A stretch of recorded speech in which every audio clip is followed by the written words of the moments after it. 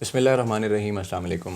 آج 10 نومبر ہو گئی ہے اور دن جمعرات کا ہے، اور آج عمران خان صاحب نے دوبارہ سے مارچ شروع کرنے کا اعلان کر دیا.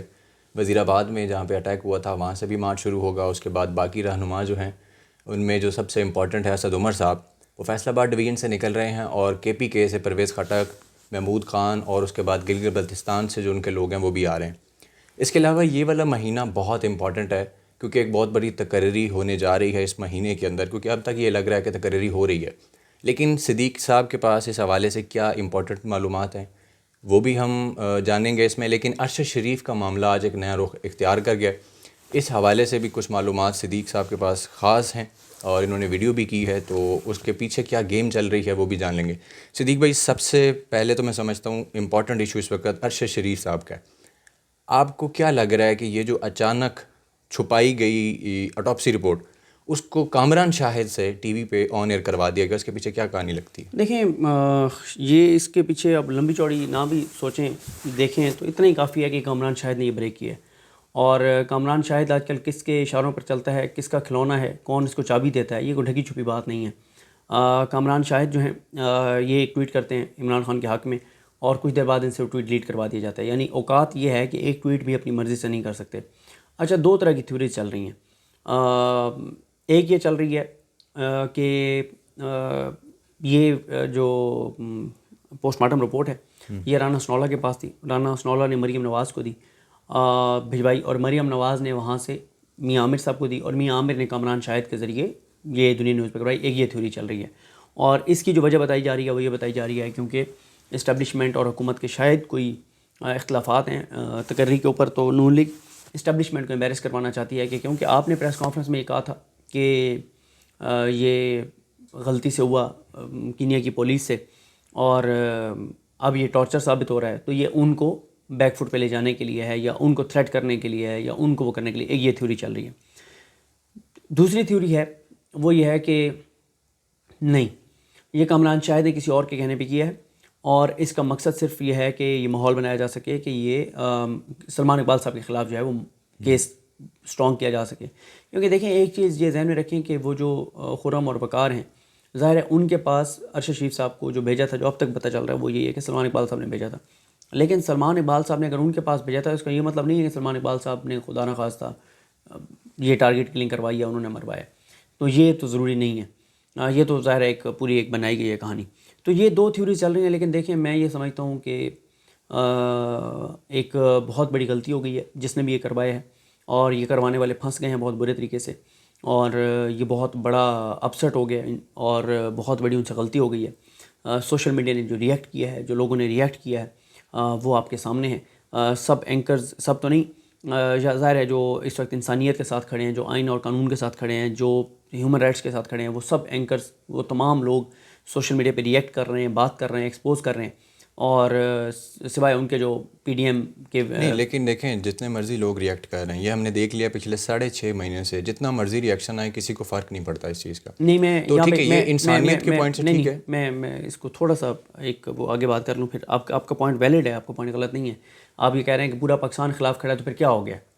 چیزیں تو جو ہونی ہے وہ ہو رہی ہیں، اس پہ آتے ہیں. میں یہ کہہ رہا ہوں کہ اس سے نقصان یہ ہوا کہ وہ بنانا کچھ اور چاہتے تھے، نیریٹو کچھ اور بنوانا چاہتے تھے، لیکن وہ نیریٹو بننے سے پہلے ہی یہ سارا معاملہ اس لیے پٹ گیا ہے اور اس لیے خراب ہو گیا ہے کہ لوگ بہت غصے میں آ گئے ہیں، بہت اور زیادہ اذیت میں آ گئے ہیں کہ یار آپ اتنا ہی کر دیتے کہ آپ اسے بتا دیتے کہ یہ ہوا ہے. ارشد صاحب کی اس طرح سے اذیت ناک تصاویر چلانا، ان کے بچے ہیں، ان کی فیملی ہے، ان کی بیوی ہے، ان کے دوست ہیں، ان کے عزیز ہیں، ان سب تک وہ جب تصویریں جائیں گی. دیکھیں، میں آپ کو بتاؤں، کچھ چیزوں کا بڑا وہ کرنا پڑتا ہے. کئی بار ایسے ہوا ہے کہ ہمارے پاس کئی ایسی تصویریں آتی ہیں افسوسناک اس طرح کی، وہ نہیں ہم اپلوڈ کرتے کہ یار ان کی فیملی پہ کیا گزرے گی.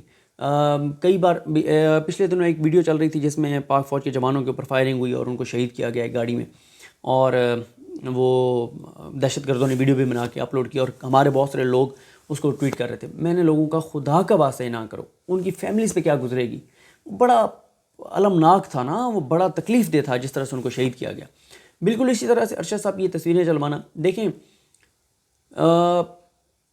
ستارے گردش میں ہیں ان لوگوں کے جو یہ سارا کچھ کروا رہے ہیں. اس لیے ستارے گردش میں ہے کہ وہ جو پلان بناتے ہیں، جو کچھ کرتے ہیں نا، وہ الٹا پڑ جاتا ہے. ان کی طرف سے کیا تھا کہ اس وقت چیزوں کی توجہ ہٹانی ہے عمران خان کے لانگ مارچ سے، کچھ اور چیزیں اور کوئی نیا کھیل جو بھی کھیلنا ہے. اس لیے میں عبید بھائی اس بات کا قائل ہوں کہ اگر آپ کو انفارمیشن ہو تو آپ بتائیں میرے پاس انفارمیشن ہے، انالیسز ہے تو بتائیں میرے انالیسز ہے. یہ وہ چیز ہے جس کے اوپر انالیسز بھی نہیں کیا جا سکتا. یعنی کچھ چیزیں ہیں وہ اسٹیبلش ہیں. وہ کیا ہے کہ یہ کامران شاید خود نہیں کر سکتا، یہ اسٹیبلشڈ ہے. یہ کامران شاید سے کروایا گیا ہے، اسٹیبلشڈ ہے. اب اس کے پیچھے مقصد کیا ہے، ایجنڈا کیا ہے، وہ مجھے نہیں پتا. لیکن جو بھی ایجنڈا ہے، جو وہ حاصل کرنا چاہتے تھے، وہ الٹا پڑ گیا. اس لیے الٹا پڑ گیا کہ لوگوں نے ریئیکٹ کیا اس کے اوپر. میں مطلب اگر ابھی میں آپ کو صرف 2-3 ہی بتا دوں، ان کا ایک جو میں دیکھ رہا تھا جو عماد یوسف صاحب کا، میں ابھی آپ کو تھوڑا سا بتا دیتا ہوں کہ کس طرح سے میں یہ بات کہہ رہا ہوں. وہ یہ کہہ رہے ہیں، ابو ذر سلمان نیازی صاحب کہہ رہے ہیں کہ یہ جو موقف ہے کہ ان کے اوپر ٹارچر ہوا ہے ارشد صاحب پر، یہ ذمہ داری کے ساتھ جو ہے وہ وداؤٹ امیجز دکھائے یہ بتایا جا سکتا تھا ذمہ داری کے ساتھ. اور وہ کہتے ہیں کہ آپ امیجن کریں کہ کس طرح سے فیملی کس کرب سے گزر رہی ہوگی جس طرح سے بے رحمانہ انداز سے یہ چیزیں چلائی گئی ہیں. اور پھر یہ بھی کہتے ہیں ابو ذر سلمان نیازی ایڈوکیٹ، ارشد صاحب بہت اچھے دوست رہے ہیں. اور اس رات جب ارشد صاحب کی جستے خاک کیا ہے، ساری رات یہ وہاں پہ ہاسپٹل میں رہے قائد اعظم انٹرنیشنل میں.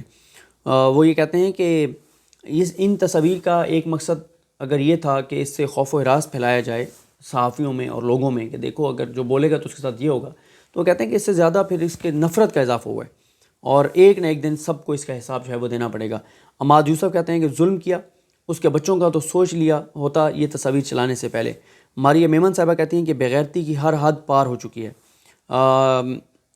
ماریہ میمن صاحبہ کی ٹویٹ ہے کہ ایک بار بھی اس کے چھوٹے بچوں کے بارے میں نہیں سوچا. مہر بخاری صاحبہ کہتی ہیں کہ میں سانس نہیں لے پا رہی. تصور کریں کہ اگر میری یہ حالت ہے تو اس کی فیملی پر کیا گزر رہی ہوگی، خالق معاف کر دے.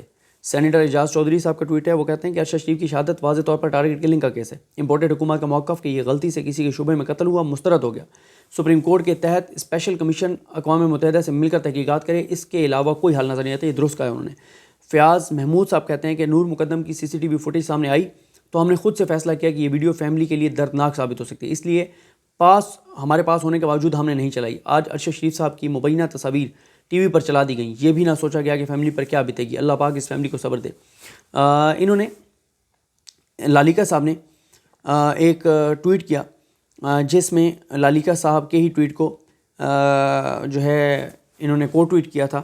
جب انہوں نے عمران لالیکا صاحب نے ٹویٹ کیا تھا کہ نیازی چاہے تو ہر شہر کا ہر چوک چوراہا لاہور لبرٹی بنا دے. ٹھیک ہے، عمران خان صاحب کی وہ ایک جو گیدرنگ تھی اس کی انہوں نے تصویر لگائی تھی، اس کو کو ٹویٹ کر کے شاید اس کو کو ٹویٹ کیا تھا یا خود سے انہوں نے ٹویٹ کیا تھا کامران شاہد صاحب نے، یا امیج سے تو یہ لگ رہا ہے کہ انہوں نے کو ٹویٹ کیا تھا. انہوں نے کہا تھا کہ یہ بہت امپریسو شو ہے اور ایک اندھی ہے جو یہ کہہ سکتا ہے کہ عمران خان جو ہے وہ سب سے پاپولر لیڈر نہیں ہے اور ڈفرینس آف اوپینین ہو سکتا ہے اور باقی ساری چیزیں ہو سکتی ہیں، لیکن یہ ایک حقیقت ہے کہ میسو کراؤڈ ہے عمران خان کے پاس. پھر انہوں نے ڈیلیٹ کر دیا. پھر اس پہ عمران لالیکا نے ٹویٹ کیا تھا کہ اوے کامران شاہد ڈیلیٹ کر لے، تیرے مالکان نو پتہ چل گیا تو تیری ایکسپلینیشن کال ہو جانی ہے کاکا. وہ ظاہر ہے ان کا ایک سٹائل ہے عمران لالیکا کا اور وہی ہوا، پھر انہوں نے ڈیلیٹ کر دیا. تو بات یہ ہے کہ پھر ابھی عمران لالیکا نے یہ ٹویٹ کیا نا کہ جو بندہ ایک عام تعریفی ٹویٹ کر کے ڈیلیٹ کر گیا وہ اتنے اہم حساس موضوع پر خود سے پروگرام کر ہی نہیں سکتا. ایجنڈا کیا ہے، کس کا ہے، کون ہے لیگ کے پیچھے، جب کہ ارشد شریف کی والدہ کو پوسٹ مارٹم رپورٹ نہیں دی جا رہی. ان کو اسلام آباد ہائی کورٹ میں انہوں نے اسلام آباد ہائی کورٹ میں جو ہے وہ درخواست دی ہوئی ہے. بالکل یہ بات درست ہے کہ ان کی فیملی کو نہیں مل رہی پوسٹ مارٹم رپورٹ، لیکن کامران شاہد کو دے دی گئی.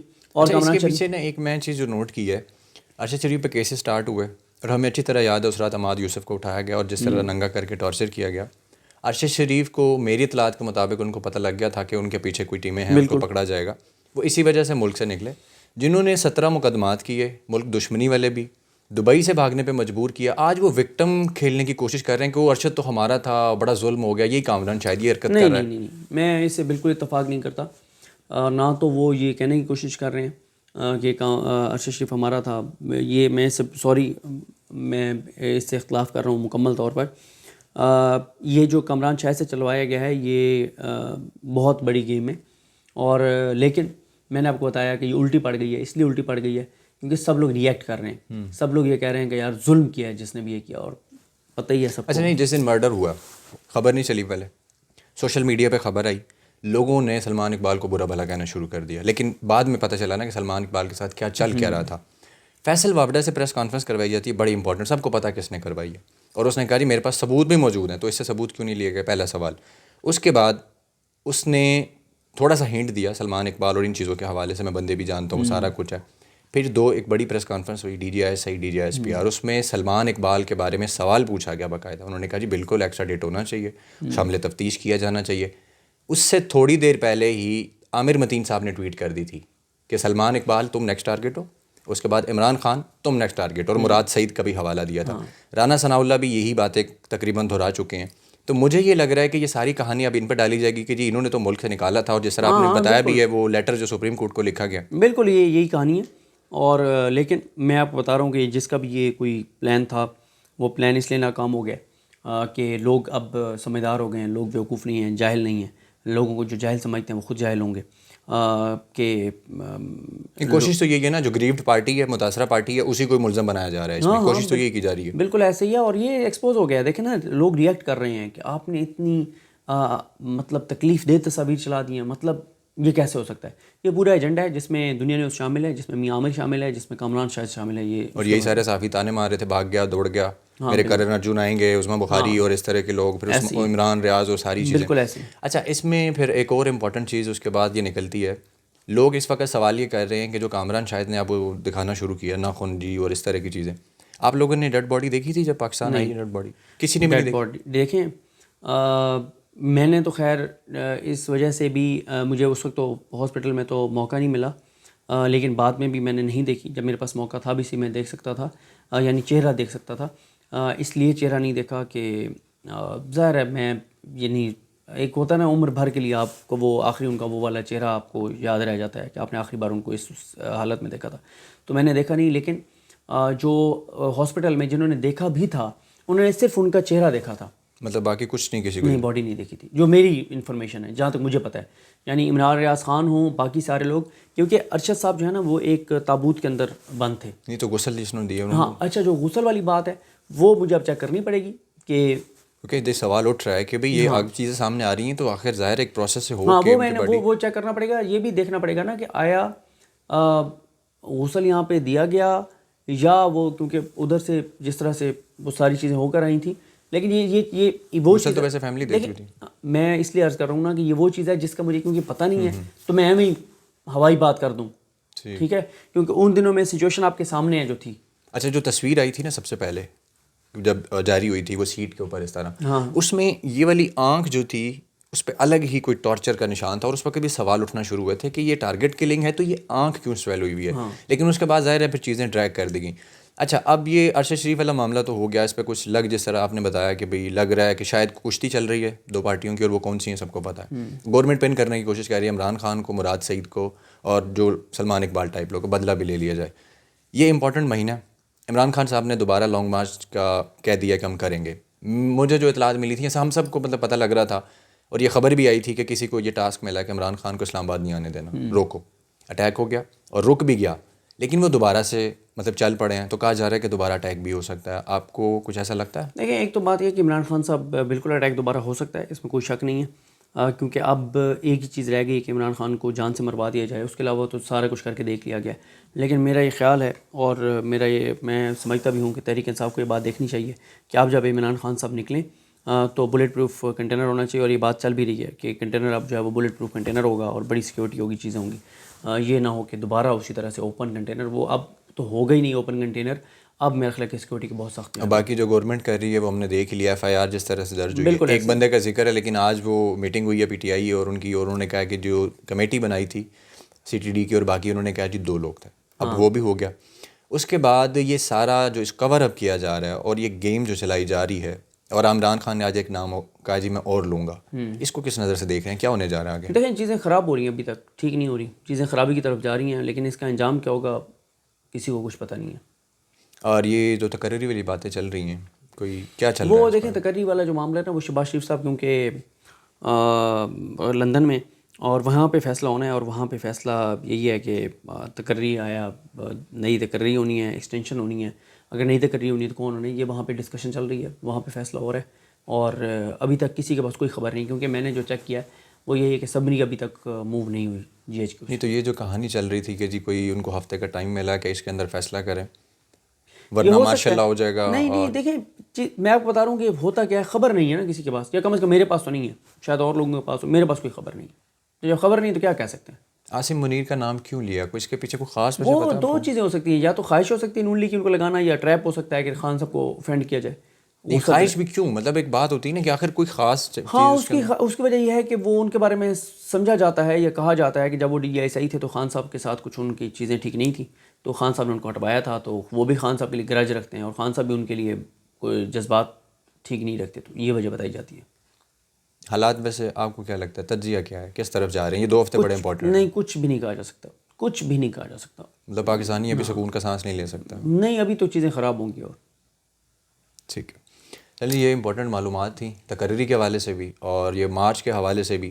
بلکہ ایک امپورٹنٹ سوال مجھے پھر سے یاد آ گیا. خان صاحب آ رہے ہیں اسلام آباد، تو تھڑتھلی تو مچی ہوئی ہے، اور اسلام آباد کا پلان آپ کو بھی پتہ لگ گیا ہوگا. یہاں پہ کوئی ایک سٹی بن رہا ہے پورا، اور بیٹھنے کا چاروں طرف سے بند کر کے، جیسے وہ فلموں میں ہم دیکھتے ہیں نا کہ لشکر آ رہے ہیں، چڑھائی ہو رہی ہے.